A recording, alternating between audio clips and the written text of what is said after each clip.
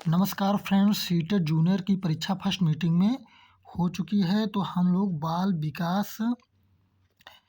विकास का जो है आंसर की देखने चल रहे हैं। तो आप लोग हमारे साथ 30 क्वेश्चन तक बने रहिएगा और एकदम सटीक आंसर की मिलाने के लिए आप लोग पूरा 30 क्वेश्चन देखिएगा।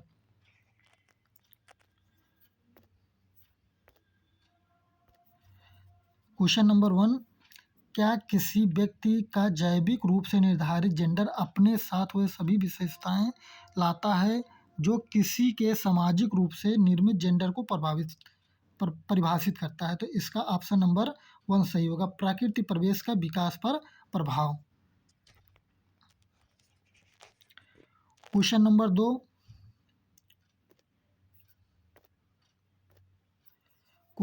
2, के दौरान एक प्रमुख विकासात्मक कार्य व्यक्तिगत यौन और व्यावसायिक पहचान की खोज है। तो ये किशोरावस्था की खोज है, एडोलसेंस की खोज है।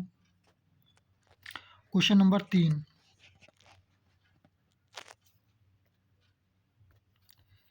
बच्चे समाज के मूल्यों मापदंडों को प्रत्यक्ष और अप्रत्यक्ष तरीके से सीखते हैं। तो ये ऑप्शन नंबर 1 सही है। समाजीकरण समाज के रीति रिवाजों और अनुष्ठानों को पारित करने की एक सरल प्रक्रिया है। तो एक सरल प्रक्रिया नहीं है, एक जटिल प्रक्रिया है। तो ए और आर दोनों सही है तथा ए आर की सही व्याख्या करता है। तो ये ऑप्शन गलत है। ए और आर दोनों सही है लेकिन ए आर की सही व्याख्या नहीं करता है। तो ए भी जो है गलत है। ए सही है लेकिन आर गलत है। तो इसका ऑप्शन नंबर 3 सही होगा। ऑप्शन नंबर 3 सही होगा।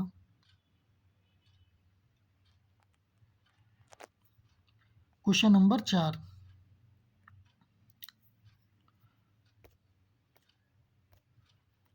जीन पियाजे के संज्ञानात्मक विकास के सिद्धांत के अनुसार निम्नलिखित में से कौन सी क्षमता औपचारिक संक्रियात्मक सोच को मूर्त संक्रियात्मक सोच से भिन्न करती है? तो इसका ऑप्शन नंबर 1 सही होगा, अमूर्त तर्क।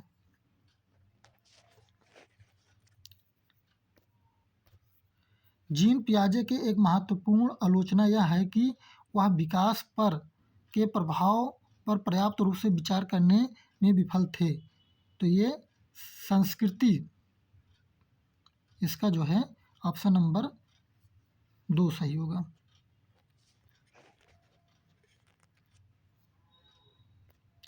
दोस्तों ज़्यादा एक्सप्लेन नहीं कर रहे हैं, आप लोग अपना अपना आंसर की जो है फटाफट मिला लीजिए।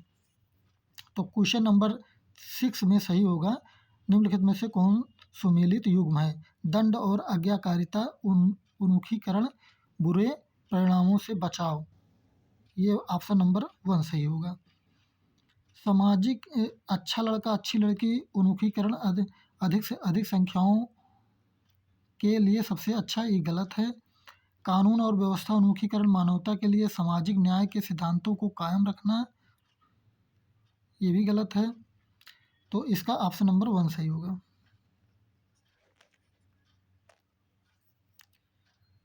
जीन पियाजे और लेवागात्स्की के दृष्टिकोण में कौन सी मान्यता समान है?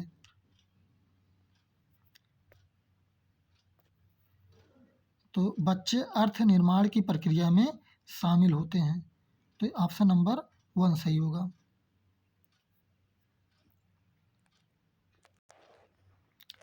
क्वेश्चन नंबर 8,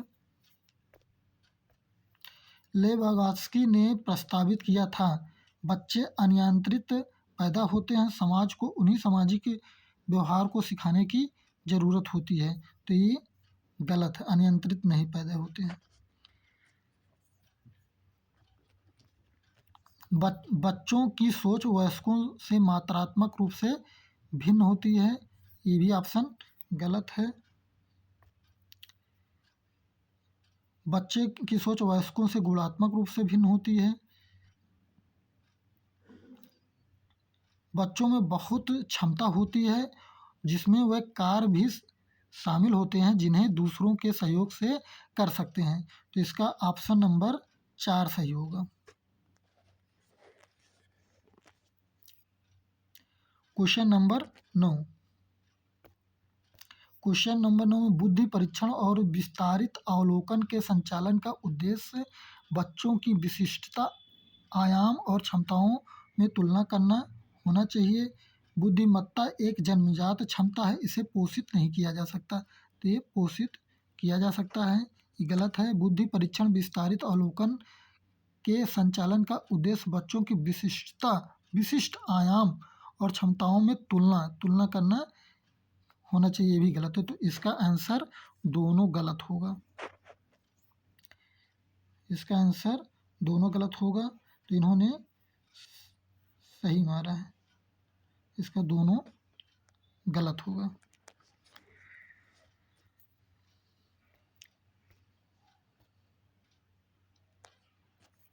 एक शिक्षिका जो अपने माध्यमिक स्कूल की कक्षा में सचेत रूप से सभी जेंडर के वैज्ञानिकों के उदाहरण लेती है, कोशिश कर रही है कि वह जेंडर रूढ़ियों को तोड़े, जेंडर भेदभाव को मजबूत करे, ये गलत है। जेंडर पहचान को सक्षम करे, ये भी गलत है। जेंडर स्थिरता का निर्माण करे, ये भी गलत है।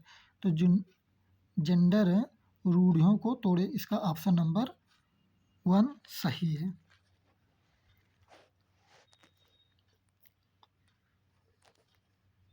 Question number 11।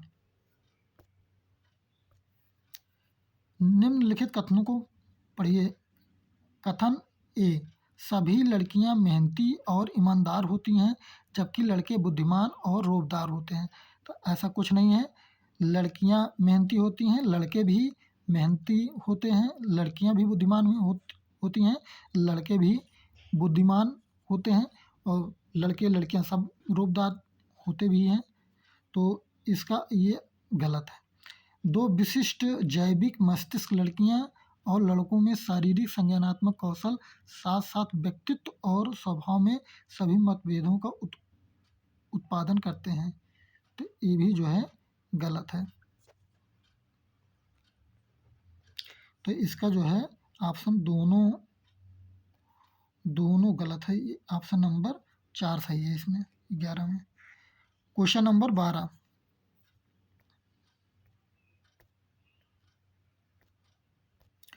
विद्यार्थियों के सीखने की प्रक्रियाओं में व्यक्तिगत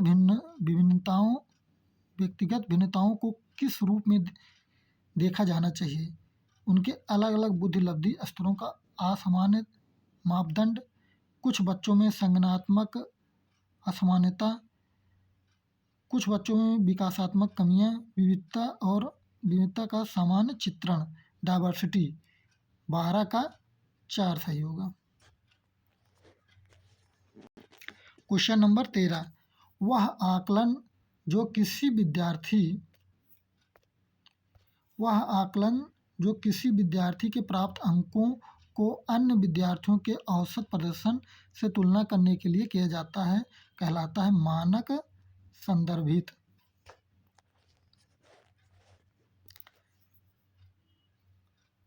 क्वेश्चन नंबर 14।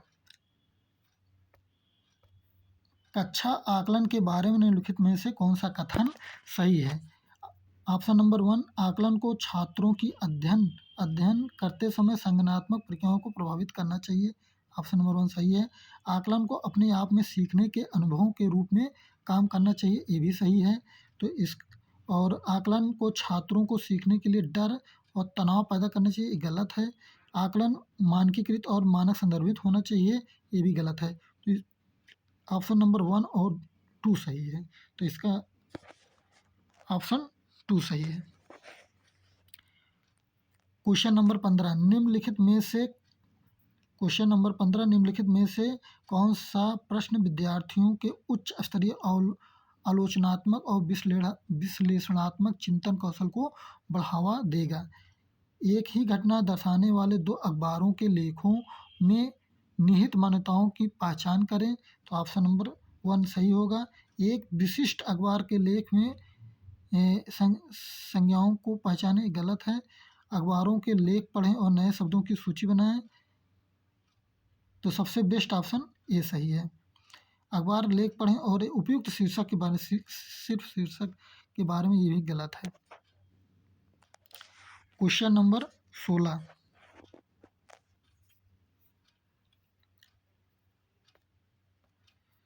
खराब लेखन क्षमता वाले छात्रों को अक्सर उनके शिक्षकों द्वारा बौद्धिक रूप से अक्षम के रूप में चित्रित किया जाता है।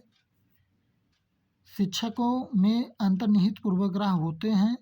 छात्रों के सीखने के व्यवहार के बारे में धारणा रखते हैं, छात्रों के विकास को प्रभावित करते हैं। तो इसमें कौन सा सही होगा, हम लोग देखते हैं। तो ए और आर दोनों सही हैं तथा ए की आर सही व्याख्या करता है। ए और आर दोनों सही है, लेकिन ए आर सही व्याख्या नहीं करता। इसका ऑप्शन नंबर 1 सही होगा।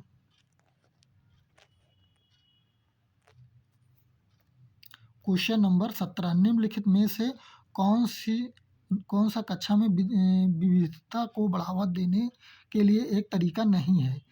तो नहीं है, पाठ्यक्रम में विभिन्न दृष्टिकोणों और अनुभवों को शामिल करना चाहिए। विद्यार्थियों को उनकी अनूठी पहचान, संस्कृति को व्यक्त करने के लिए प्रोत्साहित करना चाहिए। विद्यार्थियों की पृष्ठभूमि और संस्कृतियों के आधार पर पूर्वाग्रह के अनुकूल व्यवहार करना चाहिए, ये गलत है। तो यही ऑप्शन सही है। अलग अलग पृष्ठभूमि संस्कृतियों के व्यक्तियों के साथ बातचीत करने के लिए विद्यार्थियों को अवसर प्रदान करना चाहिए, तो ये सही होगा। ये भी जो विभिन्न पाठ्यक्रम शामिल होना चाहिए, ये भी सही है। और जो है विद्यार्थियों को उनकी अनूठी पहचान संस्कृतियों को व्यक्त करने के लिए प्रोत्साहित करना चाहिए, ये भी सही है। तो कौन सा नहीं है, तो यही ऑप्शन नंबर 3 नहीं है, तो यही ऑप्शन नंबर 3 गलत है। तो ऑप्शन नंबर 3 सही है।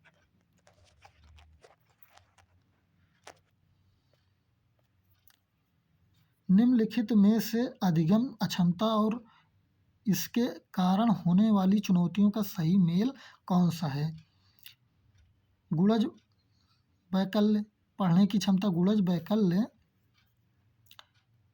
अधिगम अक्षमता और इसके कारण होने वाली चुनौतियों का सही मेल कौन सा है।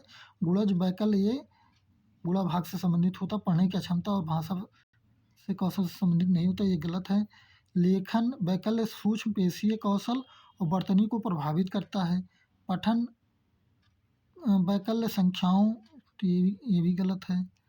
और गति समन्वय वैकल्य ठीक से देख सुन बोल पाने की क्षमता को प्रभावित करता है, तो ये गति समन्वय चलने फिरने से संबंधित है।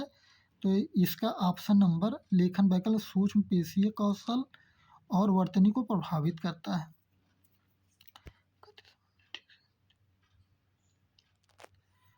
तो इसका ऑप्शन नंबर 2 सही होगा।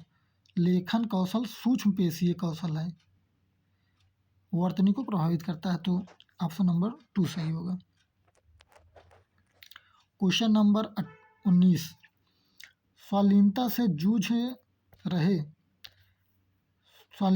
जूझ रहे विद्यार्थियों को आसानी होती है अजनबियों के साथ संवाद करने में, बातचीत के दौरान आँखों का संपर्क स्थापित करने में, परिचित और पूर्वानुमेय दिनचर्या का पालन करने में, गतिविधियों के बीच तेजी से बदलाव करने में। तो ये इसका ऑप्शन नंबर क्वेश्चन नंबर 19, स्वालीनता से जूझ रहे विद्यार्थियों को आसानी होती है। किसमें आसानी होती है? अजनबियों के साथ संवाद करने में कठिनाई होती है, बातचीत के दौरान आँखों को संपर्क स्थापित करने में ये भी कठिनाई होता है, परिचित और पूर्वानुमेय दिनचर्या का पालन करने में आसानी होती है। क्वेश्चन नंबर 19 का 3 सही होगा। गतिविधियों के बीच तेजी से बदलाव करने में भी कठिनाई होती है।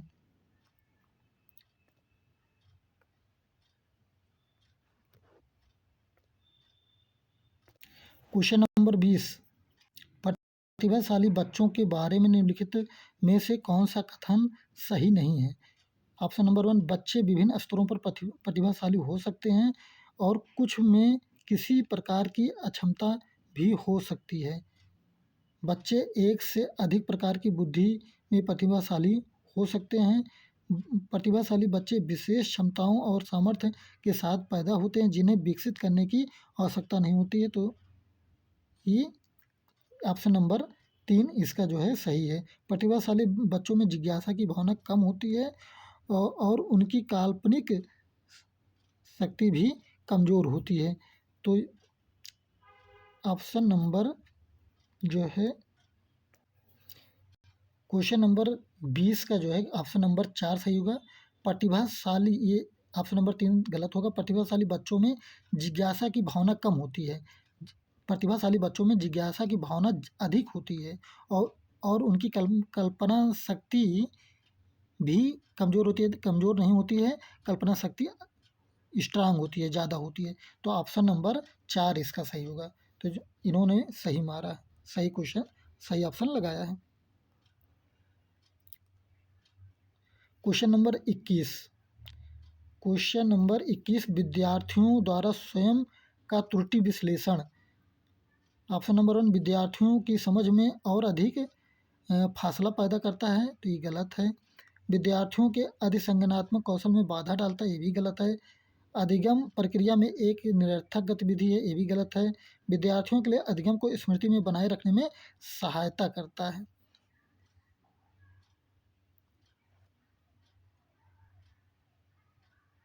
क्वेश्चन नंबर 22 घोषणात्मक ज्ञान और प्रक्रियात्मक ज्ञान के संबंध में निम्नलिखित में से कौन सा कथन सही है? घोषणात्मक ज्ञान इस बात पर जोर देता है कि कोई चीज़ कैसे करनी है। घोषणात्मक ज्ञान को विश्लेषणात्मक ज्ञान के रूप में भी जाना जाता है। प्रक्रियात्मक ज्ञान आमतौर पर कार्यविधि उन्मुख होता है।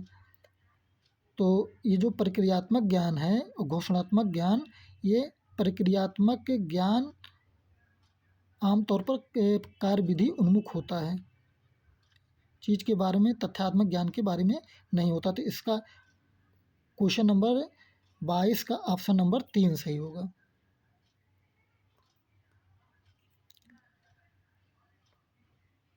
क्वेश्चन नंबर 23 जिन विषय वस्तुओं को मौजूदा संज्ञानात्मक संरचनाओं के विस्तार या संशोधन की आवश्यकता होती है उन्हें सीखने में समय लगता है और वे अवधि के लिए स्मृति में बने रहते हैं।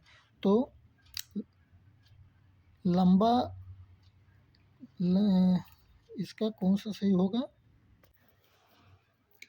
क्वेश्चन नंबर 23 में उन्हें सीखने में लंबा समय लगता है और लंबी अवधि के लिए स्मृति में बने रहते हैं। तो ऑप्शन नंबर 1 सही होगा इसका। क्वेश्चन नंबर 23 का ऑप्शन नंबर 1 सही होगा। क्वेश्चन नंबर 24 कथन शिक्षकों को बच्चों को ऐसे प्रश्नों पर ध्यान केंद्रित करने के लिए प्रोत्साहित करना चाहिए जैसे कि मेरा सीखने